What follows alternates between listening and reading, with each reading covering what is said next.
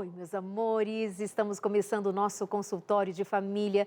Eu muito desejosa de que você esteja bem, curtindo com sua família, passando o seu tempo de férias, aproveitando o que pode ser aproveitado. Se está enfrentando alguma dificuldade, afinal de contas, a vida não é fácil para ninguém e há momentos na vida em que a gente enfrenta dificuldades sérias, perdas, algo que muitas vezes tem assolado a experiência de muitas pessoas e levado-as a sofrimentos emocionais, ansiedade, depressão, síndrome do pânico.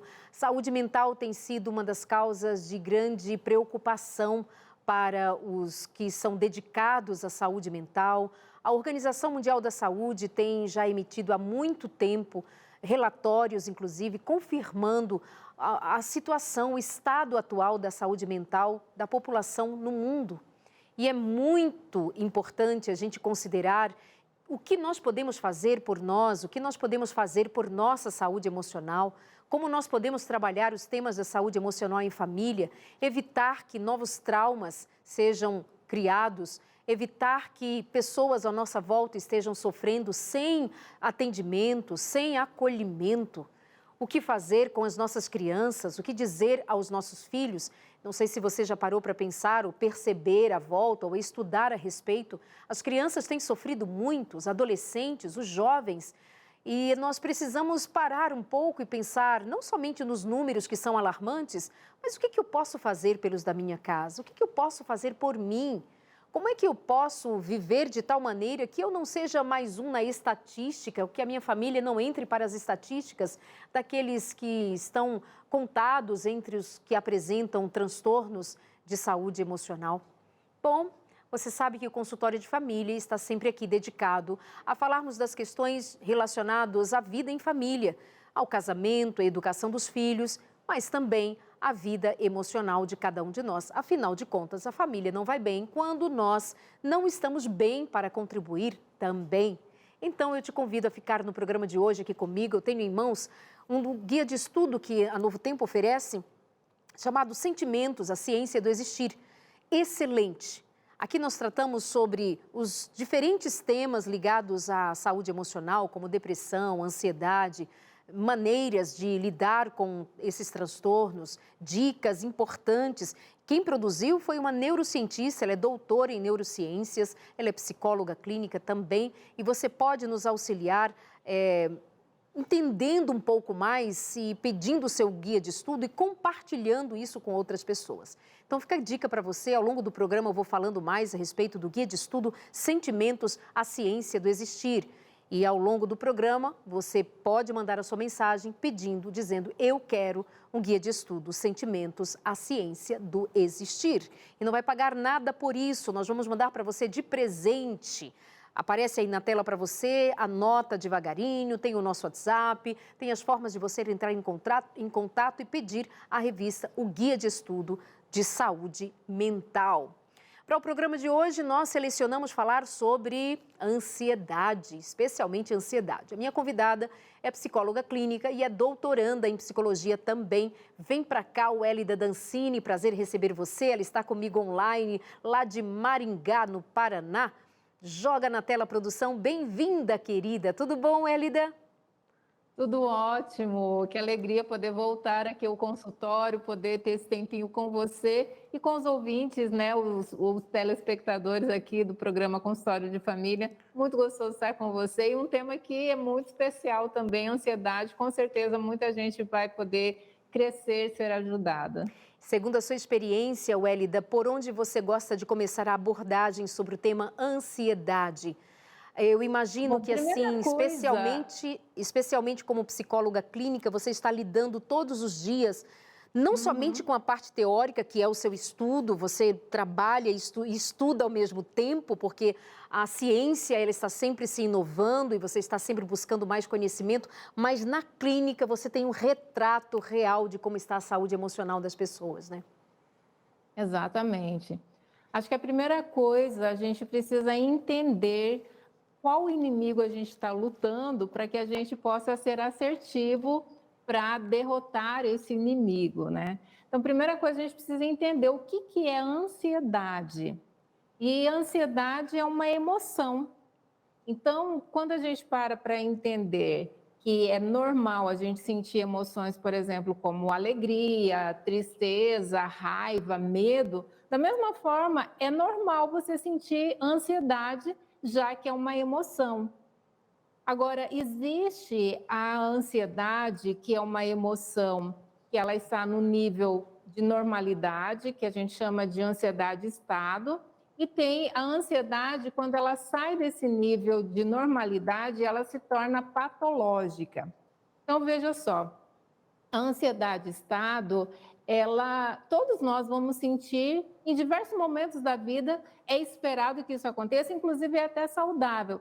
Por exemplo, quando você está às vésperas do seu casamento, é normal você sentir ansiedade, né? Aquele friozinho na barriga, aquela expectativa, não consigo dormir direito, a cabeça acelerada, pensando nos detalhes a respeito do casamento, ou no nascimento do primeiro filho, ou, enfim, de qualquer filho, né? O nascimento de filho é sempre um momento que gera ansiedade, como que vai ser a criança, como que vai ser o parto, às vésperas de uma entrevista, de uma prova.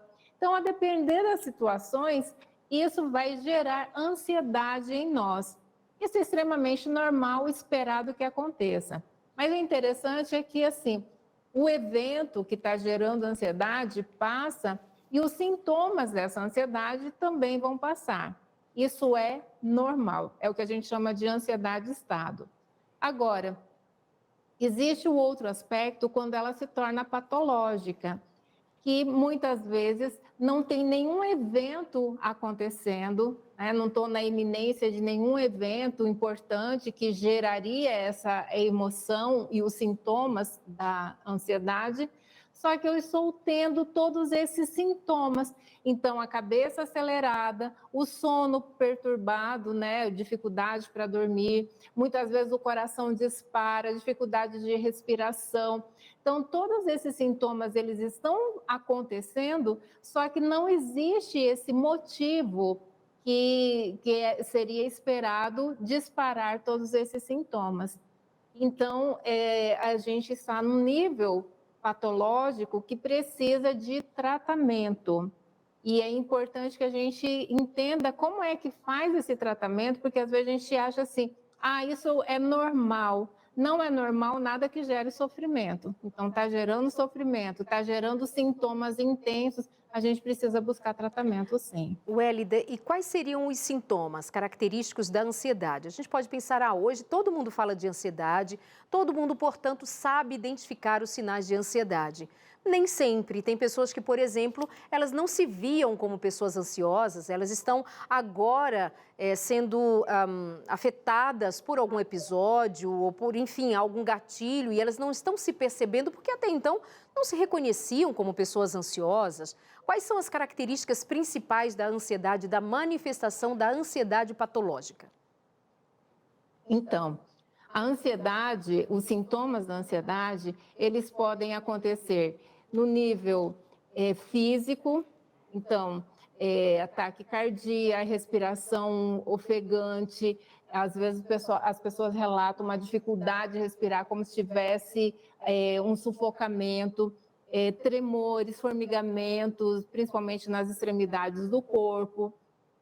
Às vezes, pode aparecer também manchas ou problemas de pele. Então, são os principais sintomas que a gente percebe no nível físico, né, biológico. Existem também os sintomas no aspecto cognitivo. Então, assim, o pensamento acelerado, intensamente acelerado, eu não consigo controlar a minha mente. Às vezes os pacientes falam assim, parece que eu estou dentro de um filme e esse filme ele está sendo passado em nível acelerado e eu não consigo controlar. É uma sensação de que eu vou enlouquecer, porque a minha mente não para um minuto sequer. Então, essa questão do pensamento acelerado é uma das principais características. Uma sensação de que algo está na iminência de acontecer, algo muito ruim. Então, como eu estou com essa sensação de que algo muito ruim, muito grande, catastrofizador, está na iminência de acontecer, e quando eu olho para mim, eu me vejo bastante frágil, pequeno, sem condições de lidar com esse evento tão grande que vai acontecer, evidentemente, isso vai me dar muito medo, aí muitas vezes a questão da síndrome de pânico, que acaba entrando junto, né? Porque me vem muito medo, uma sensação de angústia, de desamparo, de não conseguir dar conta de todas essas coisas que vão acontecer. E a pessoa muitas vezes tem essa sensação, parece que eu vou enlouquecer, porque eu estou vivendo tudo isso, mas eu não consigo ver o que tá gerando isso. E aí as pessoas falam assim, nossa, começa do nada. E esse é um ponto também importante que a gente tem que entender, porque não é que acontece do nada, é que muitas vezes a gente não consegue identificar o gatilho que disparou toda essa questão. Mas nunca acontece do nada, sempre tem um gatilho disparador. Outros sintomas também que acontecem com muita frequência é esse sono perturbado, até porque uma mente acelerada, uma mente que não descansa, não vai conseguir relaxar para dormir. Também é muito comum aparecerem dores, até por conta de uma tensão muscular, porque a pessoa está o tempo todo em alerta, essa mente acelerada, então a gente fala sobre as dores da ansiedade. Então, tensão muscular, às vezes acontece muito bruxismo também, porque a pessoa ela fica nessa tensão, começa a morder muito os dentes, né? A questão de problemas no estômago, dor de estômago, são dores muito recorrentes, dores de cabeça também, por conta dessa questão de ansiedade e o pensamento acelerado. E aí, na questão dos sintomas emocionais também, então, sintomas como esse estado de angústia, bastante recorrente, uma sensação de incapacidade, uma sensação de que algo muito ruim vai acontecer, né? O medo, como eu coloquei agora há pouco, e vai, evidentemente, uma elevação do estresse que essa pessoa vai estar vivendo e lidando, né, com esse estresse. E muitas vezes tudo isso sem um motivo real. Então, todos esses sintomas acontecendo podem acontecer todos simultaneamente, ou outras pessoas têm sintomas isolados, né? Alguns sintomas, não necessariamente todos, mas sem ter uma origem que, de fato, possa estar ali dando o embasamento, o porquê de todos esses sintomas tão incômodos. Muitas vezes alguém vai ao médico, faz todos os exames clínicos, sangue, urina, fezes, faz uma investigação e o médico conclui, olha, você está bem, clinicamente falando. Mas doutor, por que tantas dores? Por que não durmo? Por que isto? Por que aquilo? Taquicardia? Obviamente que hoje os médicos já estão extremamente ligados no fator emocional e, obviamente, vai considerar com o seu paciente ser algo de cunho de fato emocional, ser um estresse, ser ansiedade, enfim. Então, isso é interessante que a gente conclua que muitas vezes quando o médico diz não tem nada, não quer dizer clinicamente, mas psicologicamente está acontecendo muita coisa e não vai aparecer ali no exame exatamente como apareceria se fosse, sei lá, um câncer, enfim, ou qualquer uma outra doença. Bom, nós estamos aqui conversando com Wélida Dancini, ela é psicóloga clínica, doutoranda em psicologia também. Você está pesquisando na área da genética, não é? Deve ter tanta novidade por aí, não é, Wélida? O meu estudo é sobre epigenética e a ligação disso com a psicologia, e realmente é muito interessante, é uma área assim encantadora.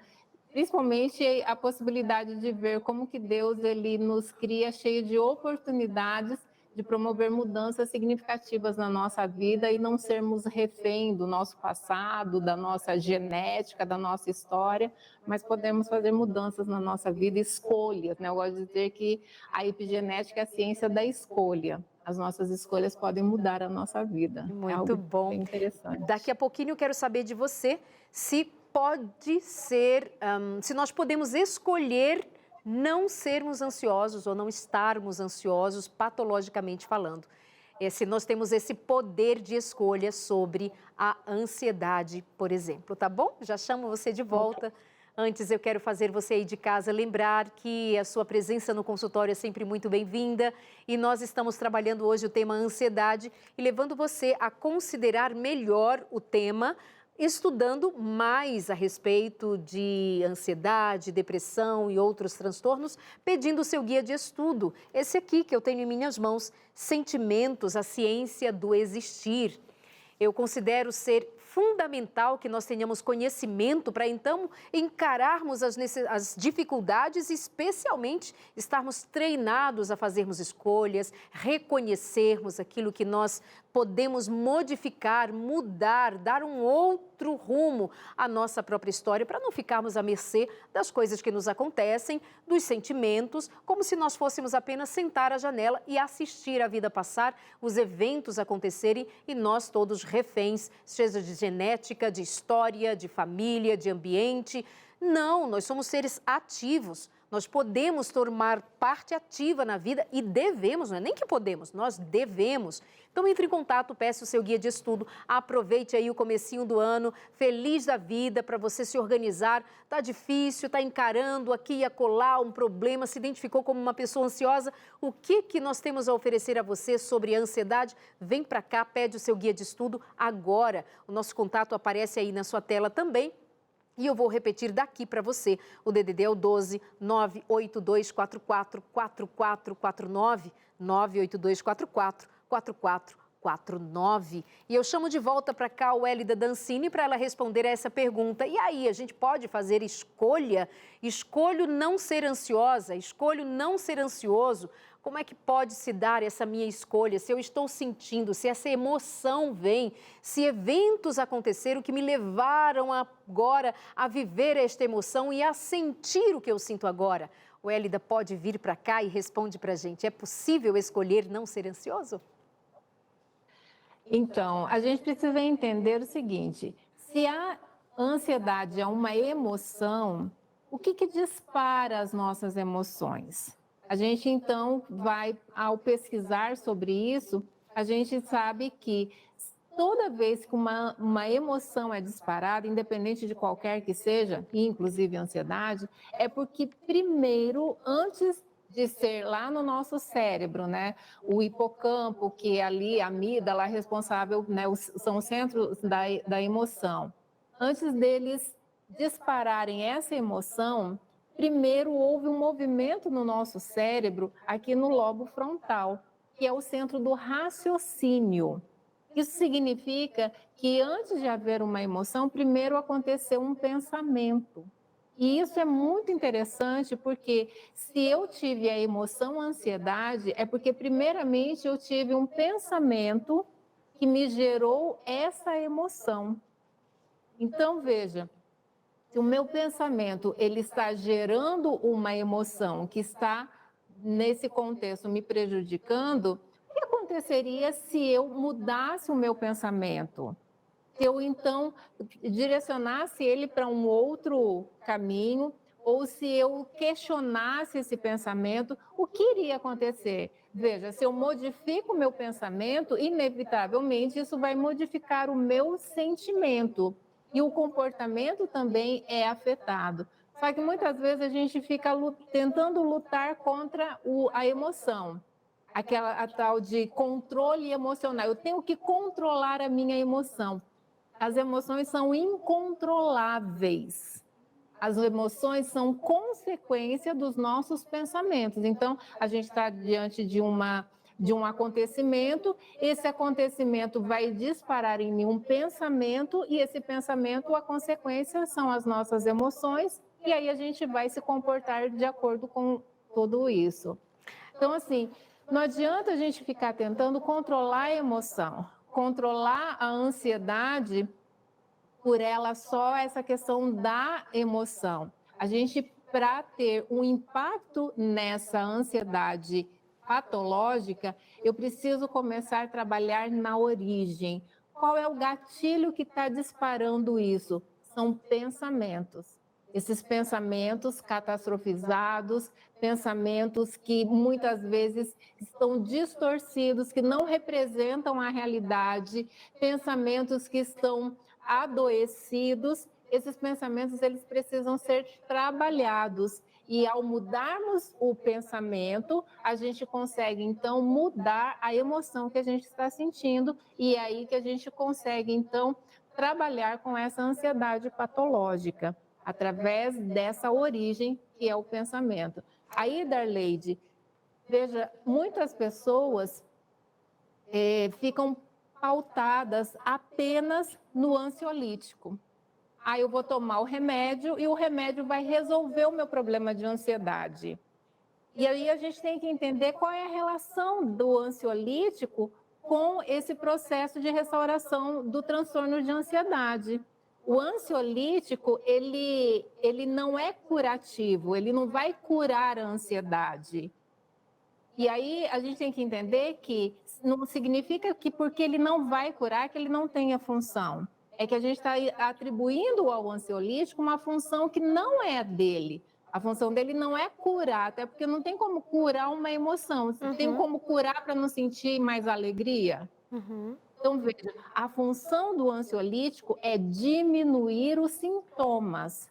Mas veja, se a ansiedade, se o transtorno de ansiedade, ele tem um gatilho que está no pensamento, faz sentido a gente entender que o ansiolítico, ele não vai curar o pensamento que está distorcido? Verdade. Por isso a importância da terapia, que na terapia a gente vai encontrar quais são esses pensamentos distorcidos, qual é o tipo de distorção que está nesse pensamento, como que a gente vai confrontar esse pensamento para desmontar esse pensamento que não está adequado, como que a gente pode substituir esse pensamento?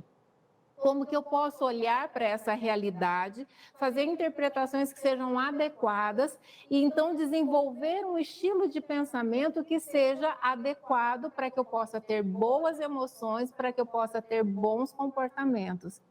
Percebe que tudo isso, o medicamento ele não tem como fazer isso.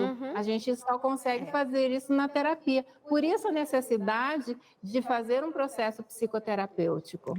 Interessante tocar nesse assunto, de fato. Primeiro que tem muitas pessoas que têm bastante dificuldade em se entregar para um tratamento. De procurar, ele pode até ir a um cardiologista, vai a um fisioterapeuta, vai a qualquer um outro profissional que lhe seja necessitado num dado momento, mas quando se trata das emoções, você sabe, há muito preconceito ainda, especialmente entre os cristãos, porque creem que se tem fé, então, ou logo, não é necessário fazer esse tipo de intervenção, o que é um sofrimento para muitas pessoas que se negam a buscar auxílio, para justamente ter alguém de fora, treinado, capacitado, para te orientar a ter um olhar diferente sobre ocorrências pessoais, sobre fatos ocorridos na sua vida, no seu histórico, no seu dia a dia, seria exatamente isso. Ah, mas é que eu não confio nos terapeutas, nos psicólogos. Ora, tem psicólogos e psicólogos, tem terapeutas e terapeutas, tem correntes diferentes, tem maneiras, enfim, você pode buscar conhecer melhor, mas não se negar ou negar que existe eficiência no tratamento terapêutico. Quando você faz pensar sobre a medicação, é importante trazer isso e considerar que a medicação ela tem a sua função, como você bem colocou, mas essa é uma função de transição, é uma função para alguém que está em crise, para alguém que não está conseguindo nem ao menos raciocinar sobre buscar um auxílio adequado e ter uma condição melhor de gerenciar as suas emoções, gerenciar esses pensamentos, de repensar, porque ele está em crise, está num pico alto de ansiedade. Então vem um ansiolítico muito bem orientado por um psiquiatra. É uma pena que a gente sabe que no Brasil, de modo geral, os psiquiatras, especialmente no serviço público, com toda boa vontade, mas por muitas dificuldades, tem ali uma consulta de 15 minutos, 10 minutos, não tem tempo de ouvir a história do paciente e é muito rápido passar uma medicação. É certo que isso é uma realidade. Mas o ansiolítico, ele tem uma função temporária, até que a crise baixe, até que você seja melhor orientado ou tenha capacidade ou habilidade para lidar melhor com esse gerenciamento e cair ali na terapia. Wélida, Eu acho que isso é uma coisa que a gente precisa deixar muito claro para justamente não cair no risco de achar que o remédio vai resolver tudo e também no risco de achar que o remédio não tem nenhuma serventia. Agora, a terapia tem um lugar que não tem concorrência para ela, né? Minha amiga, não sei se Exatamente. você quer completar algo, eu vou chamar o intervalo e na volta a gente continua. Você quer dizer alguma coisa sobre o que eu dizia? É só a gente lembrar que a importância de buscar, quando é necessária a medicação, da gente buscar o profissional que de fato vá passar, né, prescrever essa medicação. Então, não, porque minha amiga, porque minha vizinha, porque alguém está tomando o remédio A, B ou C. Procure um profissional qualificado que vai estudar o seu caso e te oferecer o melhor medicamento de acordo com a sua necessidade. Muito bem. Então, nós vamos para o intervalo, eu te chamo daqui a pouquinho, tá, Wélida? Obrigada por enquanto. E isso que é dito agora, pode vir para cá comigo, produção? Joga aqui para mim, muito obrigada. Lembrar para você que, assim, ir a um profissional, o psiquiatra, que é o recomendado, ele vai medicar ou, enfim, prescrever medicação para você. Mas tem uma questão também muito importante. A medicação nem sempre vai de primeira atender a sua necessidade. Você provavelmente já ouviu dizer ou já presenciou em pessoas queridas ou com você mesmo o caso de começar a tomar uma medicação, precisa voltar ao psiquiatra para ele fazer um ajuste, ou porque aquela medicação não funcionou para você, trouxe efeitos colaterais diversos, você não se adaptou àquela medicação, mesmo seguindo as orientações médicas, ele vai propor trocar de medicação, vai estudar. Por quê? Existe uma medicação, né? A medicação para as ordens mentais, emocionais, elas são para um escopo enorme. Só que nós somos indivíduos com nossas peculiaridades, com as nossas questões individuais, cada organismo é um organismo. Então, nem toda medicação vai corresponder à sua expectativa de primeira. Isso significa que, então, não serve, não adianta buscar ajuda? Não. Volta no médico, conversa com o médico, pode precisar trocar uma vez, 2 vezes. É uma pesquisa, é um estudo para ver o que cabe no seu caso especificamente, tá bom? Acho válido a gente fazer esses esclarecimentos para que a gente não continue jogando para debaixo do tapete muitas doenças emocionais, muitos transtornos. Nós vamos para o rápido intervalo, já estamos de volta com você aqui no Consultório de Família. Eu te convido para permanecer com a gente, para continuar aqui aprendendo, como nós aprendemos sempre juntos, você daí, eu daqui, e a gente segue essa corrente do bem de aprendizado para provocar mudanças na vida. Eu te espero, até já!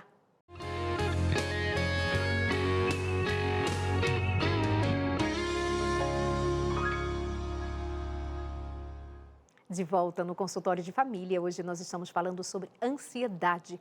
Você é uma pessoa ansiosa ou você está ansiosa, ansioso, porque consegue identificar?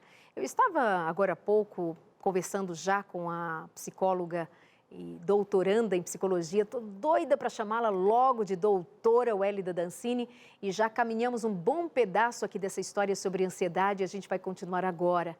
Primeiro, eu agradeço a você pelo carinho da audiência, por estar com a gente sempre. Você que está conhecendo o Consultório de Família agora, eu convido você para nos seguir nas nossas redes sociais. Nós estamos no Instagram e temos também o nosso canal no YouTube, que já somos uma família de mais de 300 mil inscritos, 314, 15 mil inscritos. E eu convido você para se inscrever também.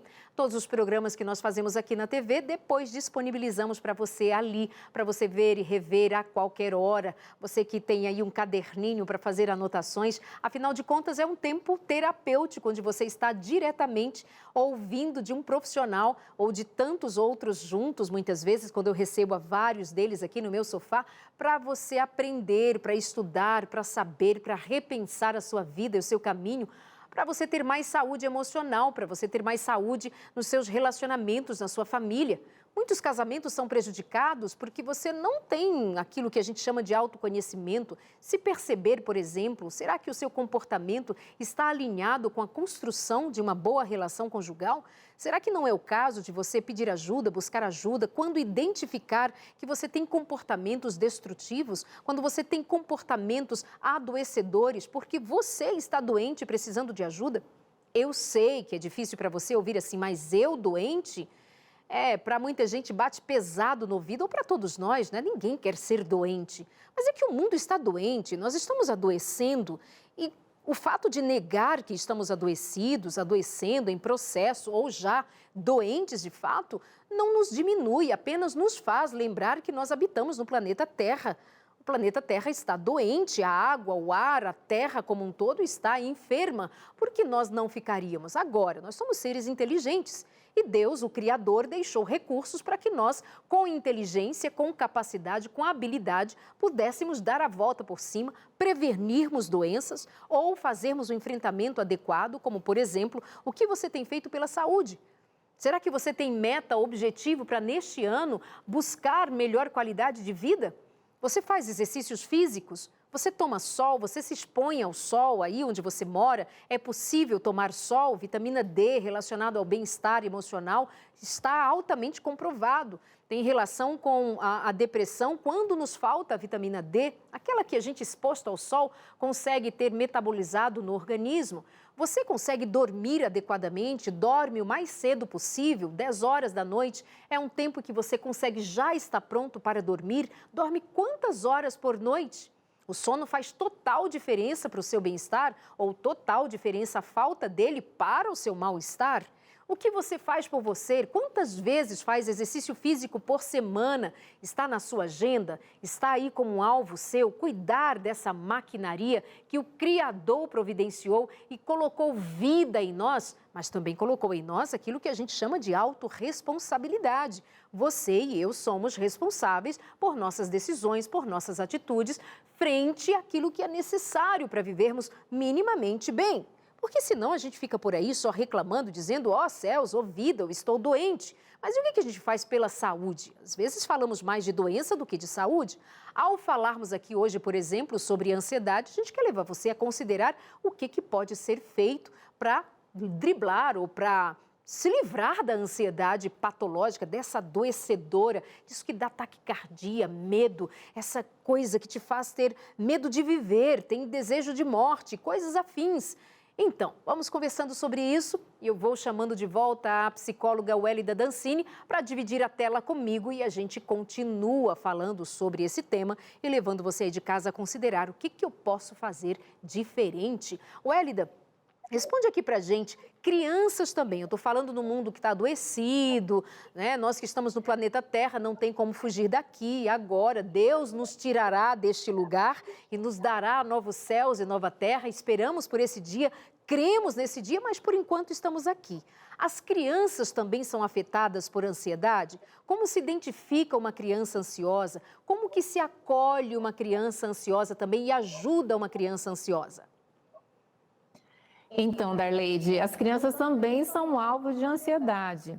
Na realidade, em 2019, saiu uma declaração da Organização Mundial da Saúde, eles fizeram um estudo em diversos países para tentar medir essa questão da ansiedade. E o Brasil foi declarado como o país mais ansioso do mundo.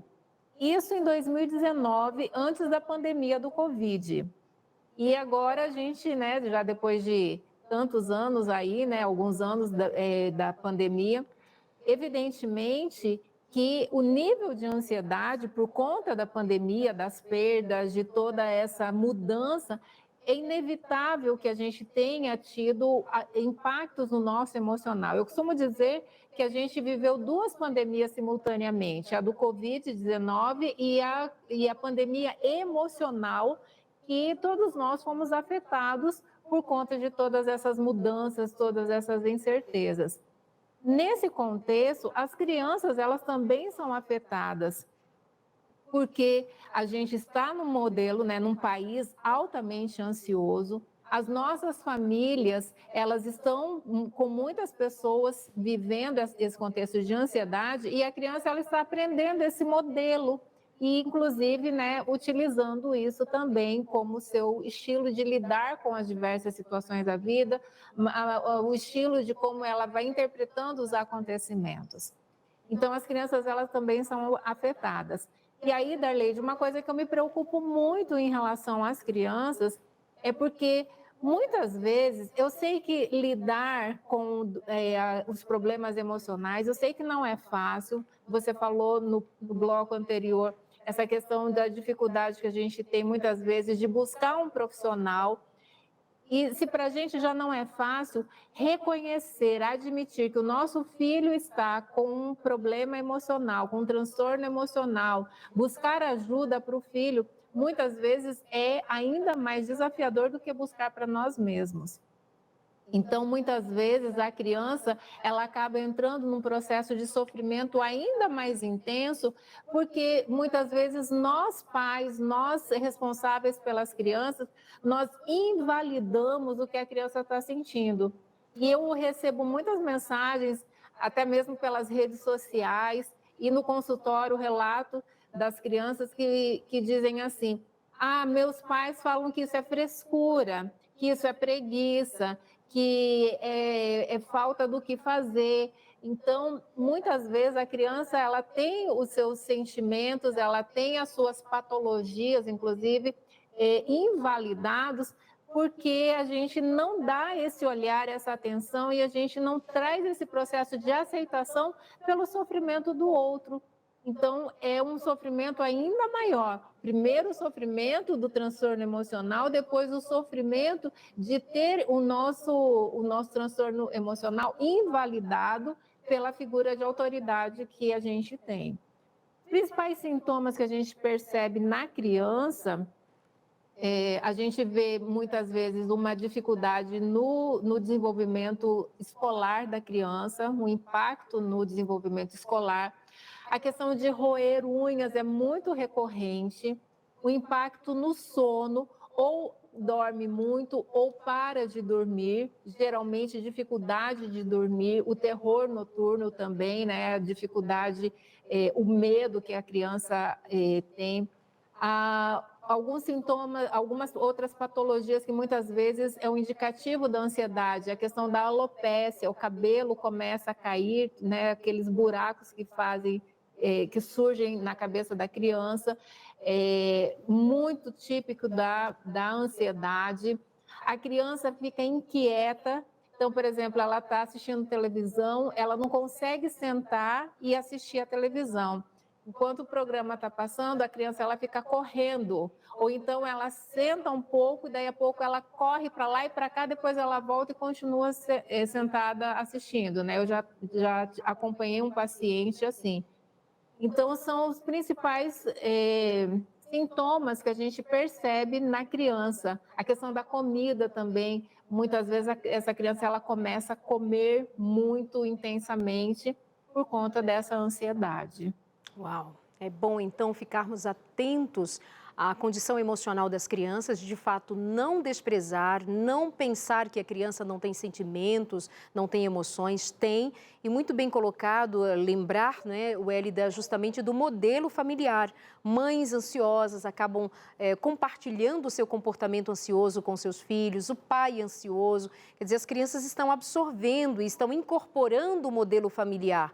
Todos a casa, à volta, são ansiosos, obviamente tem comportamentos ansiosos, tem falas ansiosas, aquilo reverbera na relação familiar e a criança está ali aprendendo que esse é um modo de viver e está sempre sob tensão, porque a mãe está, porque o pai está, porque a relação familiar está assim sempre tensa. Então, por favor, observem melhor os filhos, observem melhor as crianças, os adolescentes, o número de crianças e adolescentes que sofrem emocionalmente tem cada vez mais sido muito grande. E o que nós fazemos? Nós precisamos acolher. Mas e pensa, adultos adoecidos, crianças adoecidas, adolescentes adoecidos, quem vai cuidar deles? Alguém com o cérebro mais maduro, com mais condição de pensar a vida, vai precisar repensar a sua própria condição, buscar ajuda para ajudar a sua família.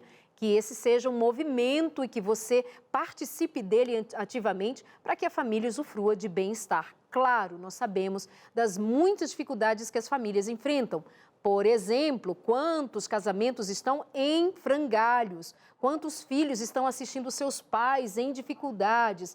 Questões financeiras, questões de medo que envolve a família por desemprego, por perdas de pessoas queridas, de familiares.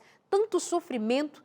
Nós precisamos nos unir em prol da saúde mental, da saúde emocional, que nós tenhamos essa sabedoria de sermos auxiliadores uns pelos outros. Wélida, volta aqui comigo e me conta o seguinte, eu estava dando uma olhadinha na sua rede social e vejo que você trabalha bastante o tema ansiedade, é muito do seu dia a dia. E você outro dia estava falando, por exemplo, sobre sinais ocultos da ansiedade. Eu achei muito interessante, né? Sinais ocultos da ansiedade. E um dos sinais que você estabeleceu ali, ou trouxe à luz para a gente pensar, é assim... Pessoas que têm uma necessidade muito grande de ter outra por perto para sentir-se bem. Ela está sempre muito insegura quando está sozinha, ela precisa ter alguém... E eu pensei, bom, normalmente isso está mais relacionado a pensar, é alguém com codependência afetiva, mas pensar ansiedade nesse comportamento eu achei muito interessante. Fala sobre este e outros sinais ocultos da ansiedade. Exatamente, porque veja, embora possa, né, por isso a importância de um bom diagnóstico, uma boa avaliação de cada caso, para que a gente possa, de fato, perceber.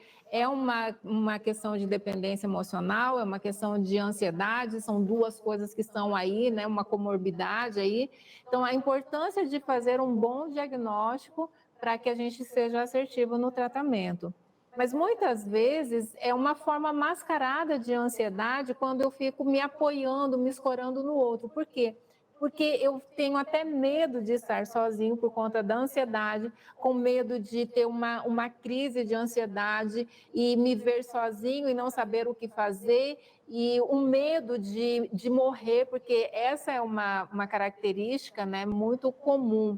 Quando a pessoa tem uma crise de ansiedade ou uma crise de pânico, é uma sensação de que eu vou infartar e um medo de morrer. Então, por conta desse medo de que eu possa infartar ou morrer e estar sozinho, então eu não quero estar sozinho. Então, a gente acaba se apegando a alguém e gerando esse comportamento de estar ali nessa busca, nessa dependência do outro, e o que torna a relação bastante pesado, tanto para a pessoa que já está em sofrimento, quanto para o outro também. Então, pode ser uma forma mascarada de um efeito colateral dessa ansiedade. Então, muitas vezes vem assim de forma mascarada. Aí eu repito, a gente precisa buscar ajuda profissional. Porque olha só, Darleide, se eu tropeçar ali e quebrar a perna, eu sei que se eu orar, Deus ele pode me curar. Eu sei que Deus ele pode me curar do meu problema na perna, meu problema no dente, meu problema no coração, qualquer tipo de problema, porque Deus ele pode tudo. Mas mesmo eu orando, mesmo eu confiando em Deus, a gente vai buscar o ortopedista para ajudar a gente com a perna quebrada, a gente vai buscar o dentista para ajudar com o dente que está com problema. E por que nas questões emocionais a gente não vai buscar um profissional qualificado? E a gente tem de modo geral falando, a nossa cultura tem a tendência de misturar aspectos religiosos com aspectos emocionais. Então, para muitas pessoas, soa o seguinte: se eu buscar um profissional, é porque eu não estou confiando em Deus. E a gente faz essa mistura que ela é altamente tóxica, ela é venenosa.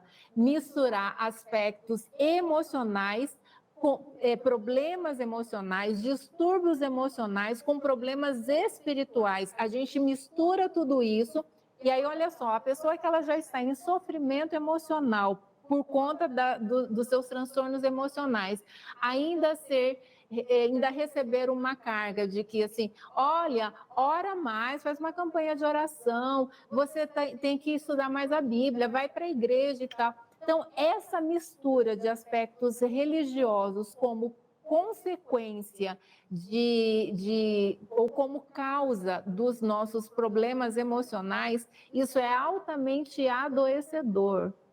Então, assim, Deus ele pode curar os nossos transtornos emocionais Pode, claro que pode. Deus pode todas as coisas, mas Ele deixou o canal de cura para os nossos problemas emocionais em profissionais qualificados, da mesma forma como ele deixou os canais de cura dos nossos problemas fisiológicos em profissionais também qualificados. Então, assim, é importante que a gente entenda isso, que quando eu busco um profissional, não significa que eu estou negando a minha fé e que os meus problemas emocionais, os meus transtornos, não é problema espiritual, até porque o que a gente vê na clínica, Darleide, são as pessoas com depressão, pessoas com os transtornos de ansiedade, diversas patologias, numa busca intensa por Deus.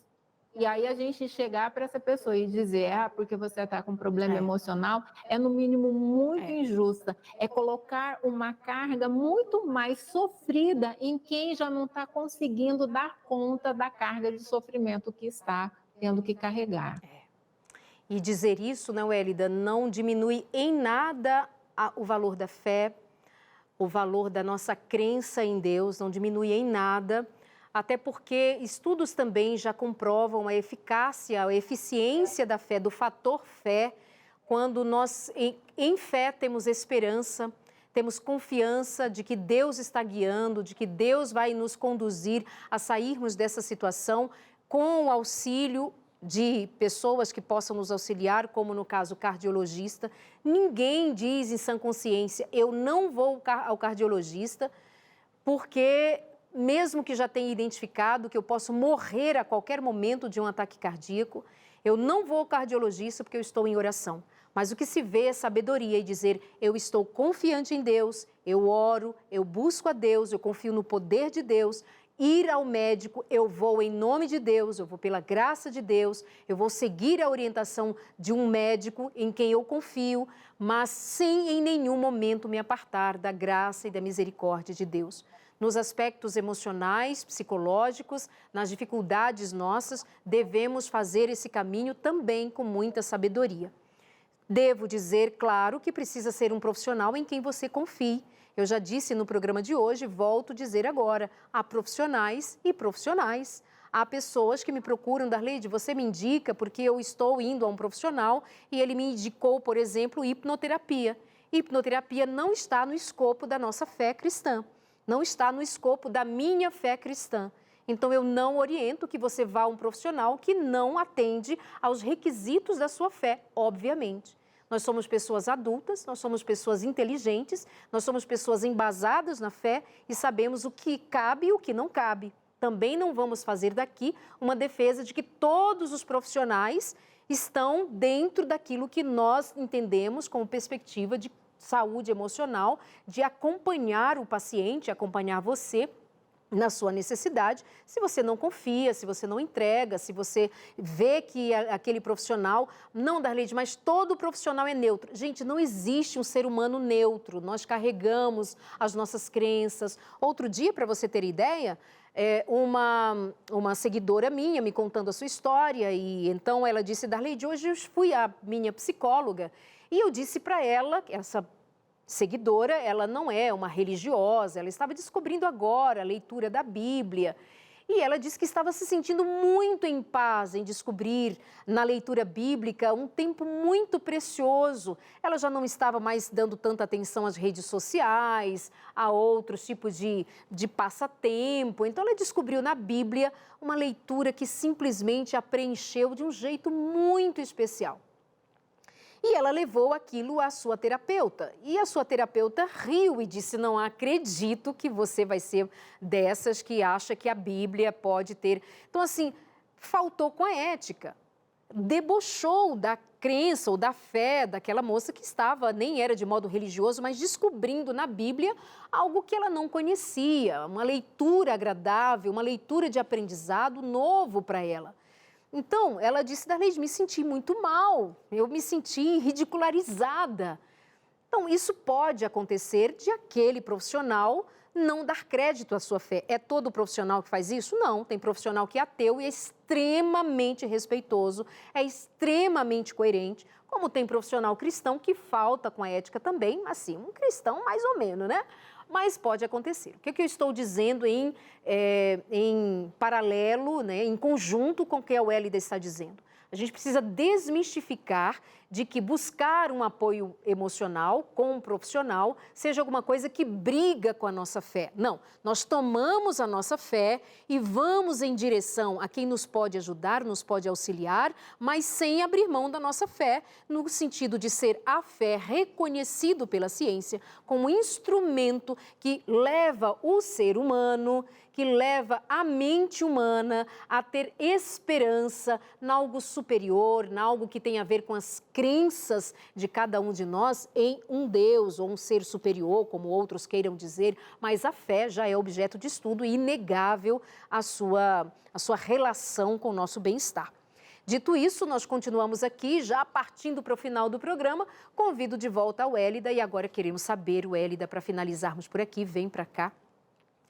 Quais são as suas orientações, o que a ciência nos orienta a fazer para nós sairmos de um quadro ansioso? O que é dito para nós fazermos? Você já bem disse, terapia, o processo psicoterapêutico, se necessário for, medicação, sabendo que a medicação não cura, mas faz uma transição dentro de um processo. O que mais você indica para quem nos acompanha agora sobre como lidar com a ansiedade ou, sei lá, sair da ansiedade, ser curado da ansiedade, se dá para dizer assim? Então, veja, como a gente falou antes, a ansiedade é uma emoção, e se é uma emoção, é consequência de pensamentos.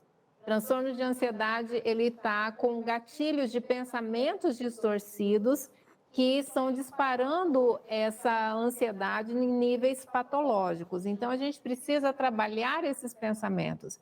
E aí eu gosto muito de pensar naquele texto bíblico, lá de Romanos 12, 2, em que diz assim: transformai-vos pela renovação dos vossos pensamentos. Olha só como é interessante isso. Quando a gente renova os nossos pensamentos, a gente alcança transformação na nossa vida. Muitas vezes a gente não consegue fazer essa renovação de pensamentos sozinhos. Então, a gente vai na busca de auxílio profissional para nos orientar, para nos ajudar, para nos mostrar os melhores caminhos. Nas crises de ansiedade ou de pânico, o que acontece? Os nossos pensamentos é como se fosse uma avalanche de pensamentos distorcidos, e esses pensamentos geram as emoções, os sintomas e os comportamentos também problemáticos. Como que a gente faz para contornar essas crises de ansiedade ou crises de pânico? A gente precisa começar a desviar o pensamento, trazer ele para um outro direcionamento, porque se esse pensamento ele está disparando toda essa crise, está disparando e sustentando, quando a gente começa a mudar o pensamento, a gente pode ir alterando toda essa cadeia de emoções, de sintomas e de comportamentos. Então, no consultório, a gente orienta os pacientes algumas técnicas bem simples, mas muito eficazes, que nos ajudam a mudar o nosso pensamento, mudar o foco do pensamento e termos resultados interessantes. Por exemplo, eu gosto muito de algumas atividades do que a gente chama de atenção plena. Então, por exemplo, a sua mente, ela está conectada com esse elemento que está disparando a ansiedade. Se você focar a sua mente em uma outra coisa, isso vai trazer um impacto. Então, por exemplo, digamos que você pegue um pêssego. Eu gosto muito de pensar em trabalhar os 5 sentidos, nossos 5 sentidos. O pêssego, eu acho que ele traz um exemplo bom, mas pode ser qualquer outro objeto, fruta, qualquer outra coisa. Então, você pega ali o pêssego. Primeiro, você vai trabalhar o seu tato. Então, pega o pêssego, sente a textura do pêssego e vai detalhando como é essa textura, o que você está sentindo na mão. Então, trabalha o tato e descreve. Percebe que a sua mente, o seu pensamento, ele está, então, se direcionando para um outro aspecto. Explorou o tato? você então pode explorar o olfato. O olfato. Então, vai cheirar o pêssego e ver e descrever como é esse cheiro que você está sentindo. Aí você pode trabalhar também a sua visão, escrever quais são as cores que você vê, Wélida, como que... Wélida, perdão, o nosso tempo voou e eu vou fazer o seguinte para gente. Nós deixamos hoje o programa bem redondinho para entender sobre. Vamos marcar o próximo programa para a gente continuar falando sobre as técnicas? Vamos sim. Pode ser? Então Pode tá bom. sim. Gente, aguarda aí, nós vamos continuar esse assunto. Obrigada, Wélida, a gente se encontra. Nós nos empolgamos aqui no assunto de hoje. Ficou pouco tempo para isso. Obrigada, minha amiga. Deus abençoe muito a você. Wélida Dancini apareceu aí na sua rede social. A gente se encontra, pode ser? Combinado. Combinado? Tchau, tchau. Obrigada para você aí de casa. A gente se encontra aqui na semana que vem. Um abraço e até lá.